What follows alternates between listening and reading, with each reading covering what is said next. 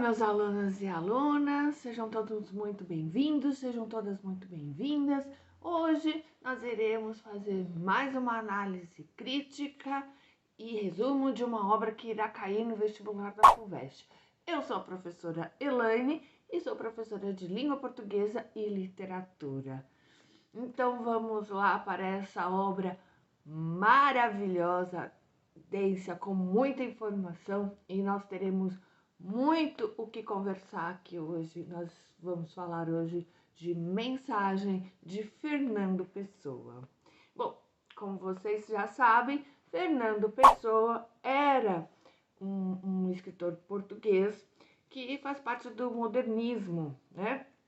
Destacou-se pela poesia e pela criação dos seus heterônimos. Nós não iremos falar dos heterônimos aqui hoje, tá bom? E sem dúvida, ele é um dos maiores escritores em língua portuguesa, um gênio, né? Depois do Camões, é o Fernando Pessoa, com certeza, tá certo? Então vamos à obra.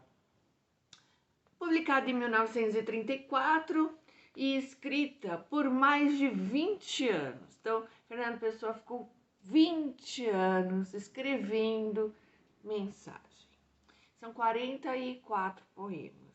Vejam, a obra fala de Portugal entre as décadas de 20 e 30, que tinha acabado de sair da monarquia e entra em uma ditadura.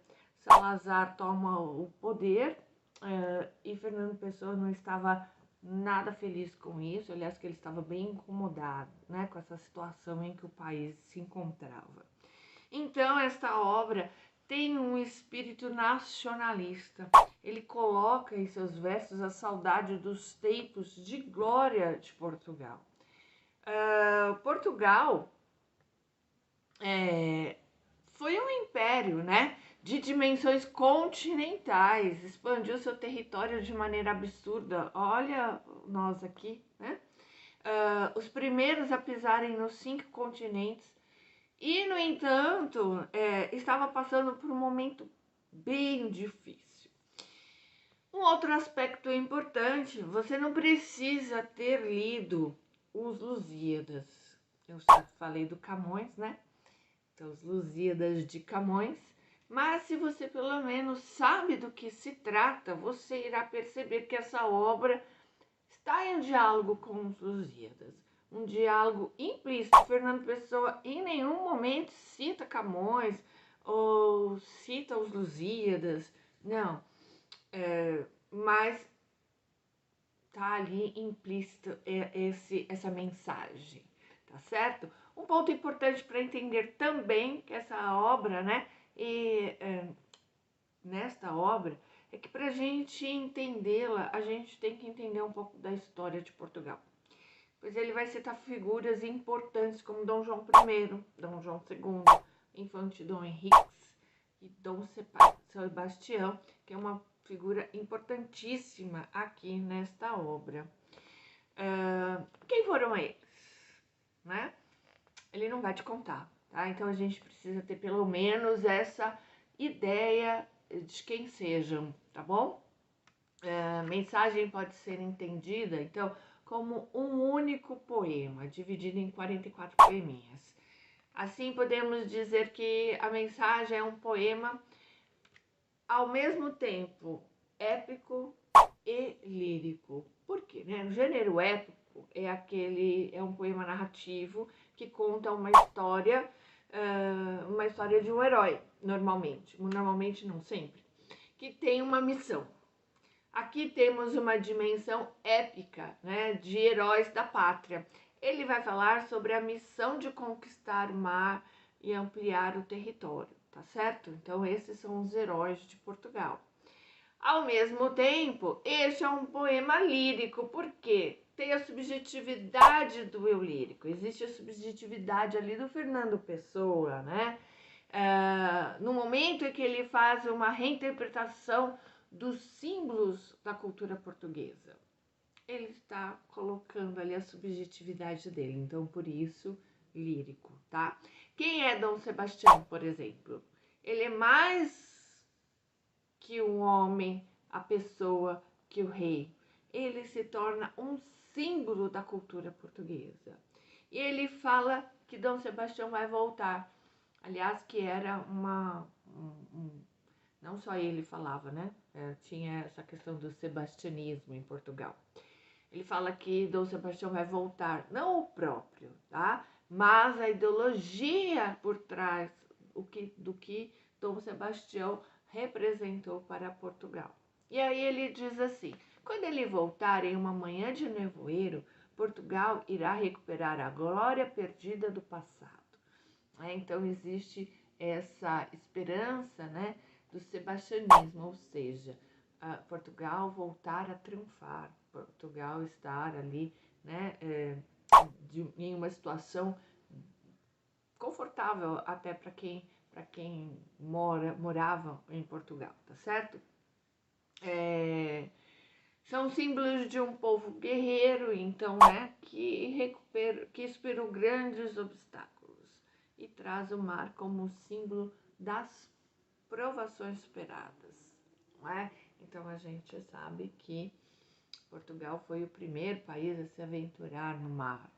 Então eles têm isso como um grande orgulho, tá certo?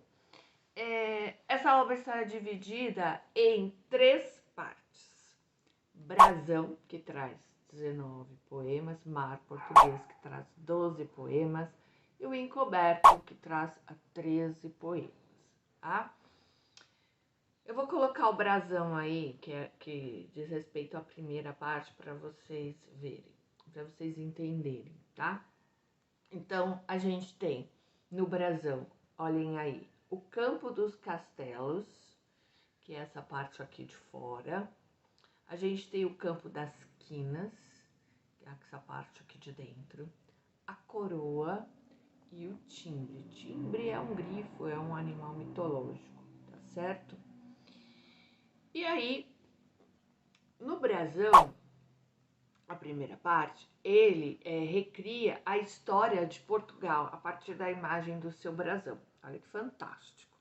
O campo externo, os castelos, e o interno, as quinas, a coroa, o timbre, né? O grifo, o animal mitológico. A cada elemento ele vai atribuir um poema e a cada poema é atribuído, por sua vez, a uma figura importante de Portugal. Não é à toa que ele demorou 20 anos para escrever esse poema, né, gente? Esse livro, né? A segunda parte é Mar Português, o famoso Mar Português, né? Que vai falar do apogeu, a conquista do mar, a posse do mar. Mar é português, daqueles que se arriscaram. Então o português tem essa coisa aí com eles, né? O mar é deles, né? Tem esse orgulho. O mar é português, tá certo? E a terceira parte, o encoberto, que está intimamente ligado à figura de Dom Sebastião, como eu já citei o Dom Sebastião aí para vocês, né? Essa parte mostra que depois que Dom Sebastião morre, o Império Português vai começar a decair até o momento que Fernando Pessoa escreve essa obra, que é no século XX. E a ideia é que Portugal precisa resgatar os tempos de Dom Sebastião, tá certo? Então vamos lá, a primeira parte do brasão. Então é nesse momento que vivem os fundadores, os construtores da pátria, aqueles que criaram a identidade, justamente aqueles que se aventuraram ao mar. Daí a brilhante ideia, né, de reconstruir e recriar a história de Portugal através do brasão. São 5 partes o brasão. Então, dentro da primeira parte, a gente tem 5 partes.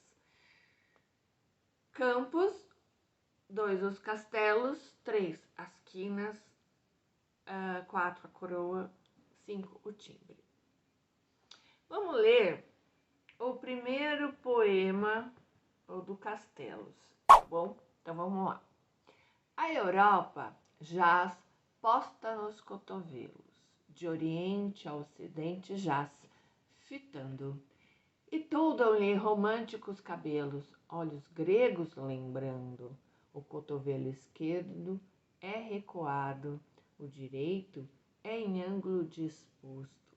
Aquele diz Itália onde é pousado, este diz Inglaterra onde é afastado. A mão sustenta em que se apoia o rosto, fita com olhar esfíngico e fatal. O Ocidente, futuro do passado, o rosto com que fita é Portugal. Se vocês forem olhar lá no mapa, Portugal dá a impressão, a silhueta assim, de Portugal dá a impressão de um rosto olhando, né, para o Ocidente. Aqui olhando para o mar, né? O Ocidente deles é o mar, é para onde está o Brasil, certo? Então vamos entender esse poema. Ele diz assim: a Europa está colocada aqui, né, como uma mulher, ela é personificada numa mulher, postas no cotovelo. Então, é uma mulher que está postas no cotovelo, assim, tá? E a Europa jaz, ou seja, letárgica, parada, sem ação, posta nos cotovelos, fitando, ou seja, olhando. A única coisa que ela faz. Então, imaginem que Portugal é isso aqui, tá? De Oriente ao Ocidente, do Oriente, onde está a Grécia, em direção ao Ocidente, abrangendo os países que estão ao norte é a Inglaterra, tá? Tendo, assim, síntese da cultura europeia. A cultura europeia é constituída pelos os gregos, né? E pelos nórdicos, né? Do norte da Inglaterra. Os dois cotovelos, um apoiado na Itália e o outro na Inglaterra. Vejam, a cultura europeia, como eu já disse, né, está alicerçada nesses dois povos. Itália, que era o Império Romano, e Inglaterra, que são os povos do norte, que vão invadir Roma. E daí surge a cultura europeia desta mistura. O rosto que fita é Portugal. Portugal é o que olha. Portugal é o que guia, o que olha para o Ocidente através das grandes descobertas. Nesse poema, então, percebemos claramente a questão da nacionalidade, a exaltação da pátria. Continuando, a gente vai ler um poema agora que faz parte da segunda parte da primeira parte, Os Castelos, né? Então vamos lá ler o primeiro poema desta parte, Os Castelos. Ulisses, o mito é o nada que é tudo. O mesmo sol que abre os céus é um mito brilhante e mudo. O corpo morto de Deus vive desnudo. Este aqui aportou. Foi por não ser existindo, sem existir nos bastou. Por não ter vindo, foi vindo e nos criou. Assim, a lenda se escorre a entrar na realidade e a fecundá-la decorre embaixo da vida metade, de nada morre. Veja, Ulisses que ele fala aí é o Ulisses da mitologia, tá? Daquele da Guerra de Troia, ou Odisseu, que é o herói da Odisseia, que é uma epopeia clássica de Homero, lá da Antiguidade Clássica. Olha lá os olhos gregos. A primeira fortaleza de Portugal está aqui, né, na figura de Ulisses, mas Ulisses é um mito. É difícil usar essa palavra, né, no Brasil de uns tempos para cá, pelo mau uso que fizeram dela, por significados que a ela foram atribuídos e que não eram para ser, tá? Falar essa palavra, então, virou uma uma coisa meio perigosa. Mas eu quero que vocês pensem que o mito é aquilo que não existe, o que não é verdade, tá? Então, Ulisses é um personagem e existe uma lenda que diz que Ulisses teria fundado a cidade de Lisboa. Então, temos aqui neste poema a realidade, o mito e a lenda. Então, Fernando Pessoa coloca aqui Ulisses como a primeira fortaleza de Portugal. O mito é o nada que é tudo. O mito é o nada porque não existe, mas é tudo quando falamos dele. E ele passa a existir, né? A gente fala de Ulisses até hoje, lemos Homero até hoje, e nesse sentido, ele é o tudo, né? Nós o alimentamos, tá certo? Vejam, nesse mesmo capítulo, Castelo, né? Nós vamos ler o 6º poema, Dom Diniz. Na noite, escreve seu cantar de amigo, o plantador de naus a ver, e ouve um silêncio múrmuro consigo. É o rumor dos pinhais que, com um trigo de império, ondulam sem se poder ver. Arroio esse cantar jovem e puro, busca o oceano por achar, e a fala dos pinhais, marulho obscuro, é o som presente desse mar futuro, e a voz da terra ansiando pelo mar. Bonito, né? Dom Diniz, gente, era chamado Rei Trovador. Lembram-se das aulas sobre trovadorismo? Ele aparece bastante ali, o Dom Diniz, porque ele escrevia, né, as cantigas da época do trovadorismo. Ele vive entre 1261 e 1325. É chamado também o Rei Plantador, porque no século XIII ele faz um tipo de reforma agrária em Portugal.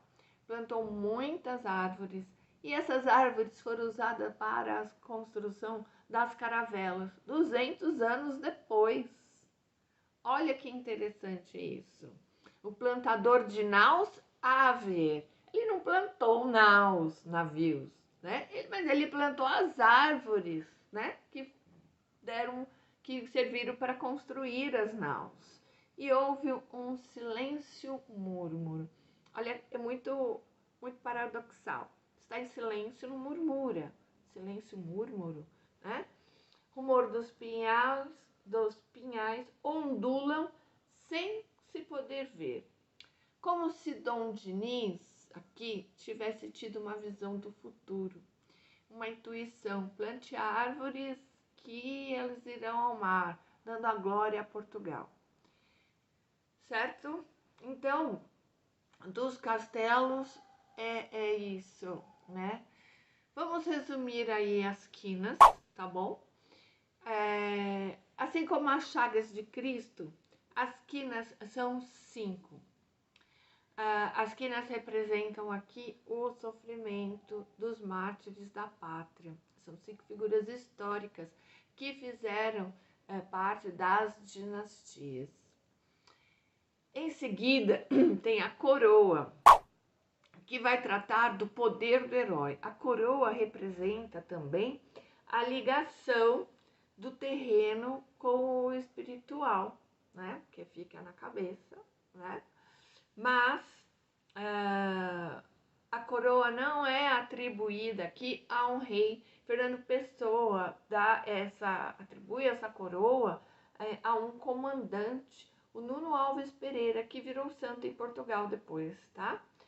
O grifo é um animal fantástico, mitológico, extraordinário, né? O timbre prenuncia a trajetória da navegação, os consultores do caminho marítimo para as Índias, tá certo? Né? Então,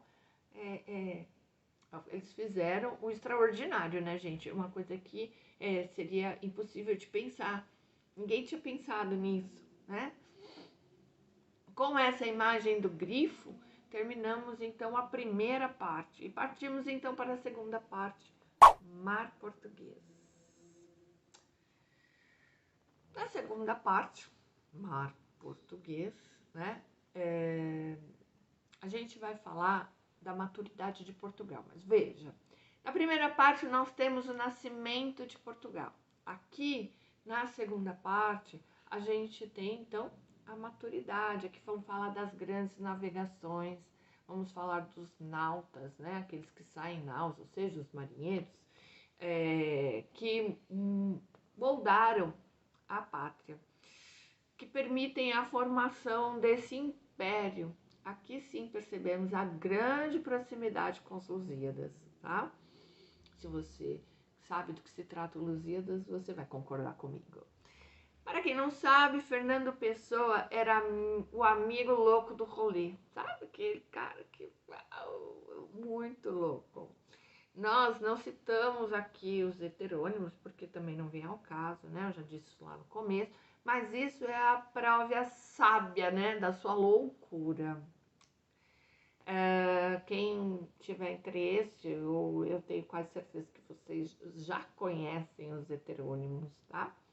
Além disso, ele era astrólogo.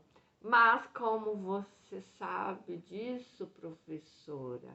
Por causa dos escritores, por causa dos escritos dele, achados em um baú após a sua morte, acharam lá os escritos e tinha tudo a ver com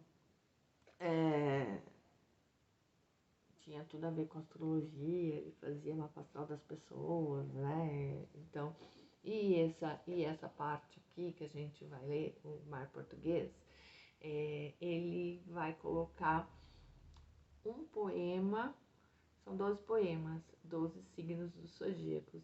É um poema para cada signo do zodíaco, né? Eu vou ler para vocês aqui o terceiro poema, que se chama Padrão, né? E está ligado relacionado ao signo de Gêmeos, o signo de Fernando Pessoa e o meu. É o signo da dualidade, né? Fernando Pessoa, que era ele e tantos outros, né? Que ele criou. Então vamos ao poema. O esforço é grande e o homem é pequeno. Eu, Diogo Cão, navegador, deixei este padrão ao pé do areal moreno. E para diante naveguei. A alma é dividida e a obra é imperfeita. Este padrão sinala ao vento e aos céus que da obra ousada é minha parte feita. O por fazer é só com Deus. E ao imenso possível oceano ensinam essas quinas que aqui vês, que o mar com fim será grego ou romano? O mar sem fim é português. E a cruz ao alto diz que o que me há na alma e faz a febre em mim de navegar. Se encontrará de Deus na eterna calma, o porto sempre por achar. Que bonito, né? Este é o único poema que está em primeira pessoa, porém o eu lírico não é Fernando Pessoa, é o Diogo Cão, que era o navegador.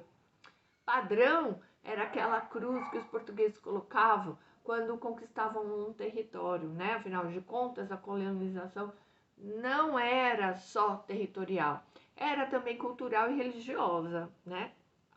Haja visto o que fizeram aqui no Brasil. Eles levaram a religião católica por onde passaram. E o Diogo Cão muda esse padrão que era de madeira para o padrão de pedra, tá certo? Então ele vai falar aqui também, vejam, que o mar com fim será grego ou romano? O mar sem fim é português. Então, o mar é português, o mar é nosso. Nós o conquistamos, nós somos os poderosos, né? E o português tem isso com ele, sim, né? Esse orgulho todo. Depois ele fala assim, o mar sem fim, não, desculpa, é a cruz ao alto, diz que o que há na alma e faz febre em mim de navegar. Só encontrará de Deus na eterna calma. E o porto sempre por achar. Quer dizer, ele coloca ali o padrão e ele tem uma febre de navegar, né? Então ele coloca ali o padrão e bora conquistar outro porto. O porto sempre por achar. Então, né, essa febre de querer achar outros locais, de querer colonizar outras terras, não é? Então ele coloca aqui essa ânsia e essa vontade do português de conquistar, de navegar, certo? Agora a gente vai para um poema que é o que dá o nome, né, a essa parte, que é o mar português, tá certo? Esse texto é magnífico, né? Ele dá o nome a essa parte, como eu já disse, chama Mar Português, e ele está relacionado ao signo de Capricórnio. Vamos lá. O mar salgado, quanto do teu sal são lágrimas de Portugal. Por ti cruzamos, quantas mães choraram, quantos filhos em vão rezaram, quantas noivas ficaram por casar, para que fosse nosso, ó mar. Valeu a pena? Tudo vale a pena se a alma não é pequena. Quem quer passar além do bujador, tem que passar além da dor. Deus ao mar o perigo e ao abismo deu. Mas nele é que espelhou o céu. Gente, esse é um dos poemas mais lindos da literatura, escrito em língua portuguesa. Então vamos pensar sobre o mar português. As duas estrofes desse magnífico texto encerram a essência de todo o capítulo central do livro Mensagem. Esses 12 poemas que temos vindo a analisar, de fato, o mar português, além de dar o nome ao capítulo e de codificar essa essência espiritual do descobrimento individual, guarda ainda a essência dos descobrimentos, os quais, segundo Fernando Pessoa, foram devidamente encomendados aos portugueses, não é? E aí ele fala assim, valeu a pena? Mas logo em seguida dá uma resposta magistral. Todo mundo já ouviu, né? Valeu a pena, tudo vale a pena, se a alma não é pequena. Essa segunda estrofe contém a chave do processo de ascensão de um mero ser humano até atingir o reconhecimento de sua condição divina. Valeu a pena cruzar o mar, deixar esposas, deixar noivas, deixar mães, deixar tudo para trás. Mas tudo vale a pena quando a alma não é pequena. Tudo vale a pena quando você sonha grande. Portugal sonhou grande. Esses homens que foram ao mar, eles sonharam muito grande, né? Depois ele fala assim, quem quer passar além do bojador, tem que passar além da dor. Bojador era aquela parte, né, da curva ali da África, que era muito difícil de passar por conta das tormentas, isso está muito claro lá nos livros. Então, quem quer passar além do bojador, tem que passar além da dor, tem que superar o medo, tem que superar a dor e o medo de morrer, né? Porque muitos foram e não voltaram, né? Depois a gente vai ver aí dos muitos foram e não voltaram. Por via indireta, então, Fernando Pessoa fala de novo do medo, né? Que é uma característica aí, enfrentamento do medo do capricorniano. Dizendo de forma maravilhosamente poética que as coisas não só são o que parecem ser. O medo e a coragem são apenas as duas faces da mesma moeda. Olha que coisa linda, né? Realmente, Fernando Pessoa é um gênio. Era, infelizmente. Com isso, vamos à terceira e a última parte deste texto. O encoberto, né? É a terceira parte. Essa parte é a projeção simbólica do mito do sebastianismo. Lembra que a gente falou lá no começo sobre o sebastianismo? É composto por 13 poemas, trabalha a ideia de morte e renascimento, por causa da decadência que Portugal estava passando no início do século XX. Traz decadência, mas traz também a esperança. Ele traz profecias para o futuro próspero lá de Portugal, né? Então, Dom Sebastião aparece aqui como homem, não como homem ou como rei, mas como um mito. Já falamos ali do mito, né? O desejado, o encoberto. Ele é chamado de encoberto, né? Por uma profecia feita por um sapateiro, né? Que ele dizia que um rei voltaria encoberto e tiraria Portugal das dificuldades. Então tinha aí a crença, né, de que um rei iria voltar, ele estaria encoberto, né, ele estaria assim, com uma capa, ninguém o reconheceria, e que ele sim tiraria Portugal das dificuldades em que estava passando, tá certo?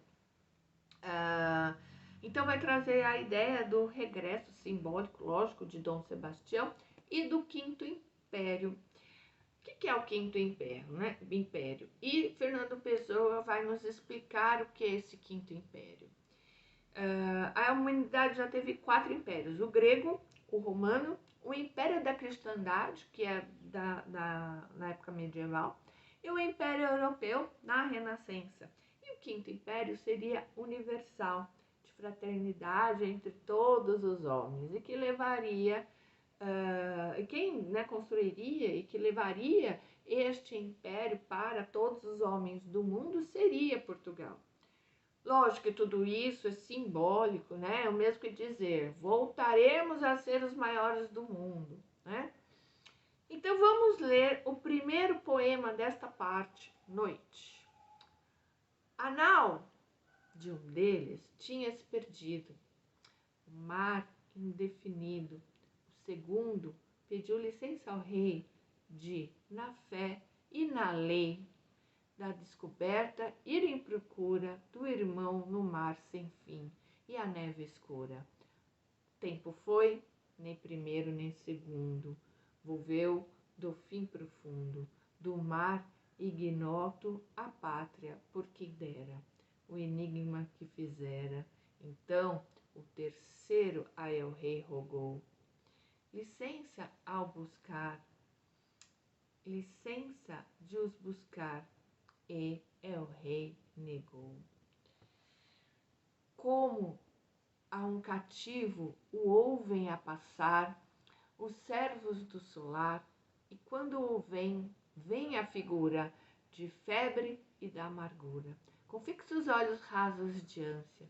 Senhor, os 2 irmãos do nosso nome, o poder e o renome, ambos se foram pelo mar da idade, a tua eternidade, e com eles de nós se foi. O que faz a alma poder ser de herói? Queremos ir buscá-los dessa vil, nossa prisão servil. É a busca de quem somos na distância de nós, e em febre de ânsia, a Deus nas mãos alcançamos. Mas Deus não dá licença que partamos. Olha só. Aqui nós temos a história de 3 irmãos, os irmãos Corte Real. No início do século XVI, eles fizeram viagens marítimas em direção à América, né, como no Novo, recém-descoberto. E o primeiro foi Gaspar, que desaparece no mar em 1501. O segundo, Miguel, vai procurá-lo e some também. O terceiro é Vasco, que o rei Dom Manuel não dá permissão para ele ir atrás dos irmãos. Seria o fim dessa linhagem, né? Ele fica então na esperança do regresso, que nunca aconteceu. E essa história é verdadeira, tá certo? Dom Manuel, gente, é aquele Dom Manuel do descobrimento do Brasil. As cartas de Pero Vaz de Caminha são endereçadas a ele, tá? Então é o mesmo o rei, o Dom Manuel, tá bom? Então é isso. Espero que vocês tenham gostado, tenham aproveitado, se encantado com a genialidade do mestre Fernando Pessoa, se emocionado com os seus versos e espero que façam um bom vestibular. Dê um like aqui, inscreva-se no canal e compartilhe com os seus colegas e nas suas redes, tá bom? Um grande beijo e até o próximo vídeo.